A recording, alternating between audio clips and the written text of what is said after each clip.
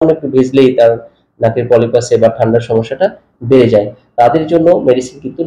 ল্যামনামাইনন নামে homeopathic medicine রয়েছে, খুবই চমৎকার কাজ করে থাকে। এছাড়া একটা মেডিসিন রয়েছে টিউক্রিয়াম, হোমিওপ্যাথিক মেডিসিন, খুবই চমৎকার কাজ করে যাদের ঠান্ডাজনিত এবং নাকের পলিপাসের সমস্যা। আর এই কারণে যাদের নাক সবসময় বন্ধ হয়ে থাকে, কোনো গন্ধ পায় না,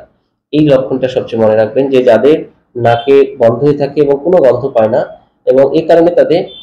শ্বাস নাক দিয়ে নিঃশ্বাস নিতে কষ্ট হয়, নাক বন্ধ হয়ে যায় একেবারে, তাদের জন্য উৎকৃষ্ট একটা ওষুধ হচ্ছে এই টিউক্রিয়াম। এছাড়া আরেকটা মেডিসিন রয়েছে হচ্ছে ক্যালিব্রাইকম, খুবই চমৎকার একটা মেডিসিন, যেটা হচ্ছে নাকের পলিপাসে এবং পলিপাসের কারণে নাকের মধ্যে যে ঠান্ডা সর্দিগুলো লেগে থাকে, এই সর্দিগুলো একেবারে সুতার মতো লম্বা টান দিলে বের হয়ে আসে এবং তার কপাল ও পেছনের ব্যথা থাকে, বিশেষ করে সামনের দিক থেকে ব্যথাটা ছড়িয়ে যায়, তাদের জন্য কিন্তু এই ক্যালিব্রাইকম মেডিসিনটা ভালো কাজ করে থাকে। আর একটা উৎকৃষ্ট মেডিসিন রয়েছে যাদের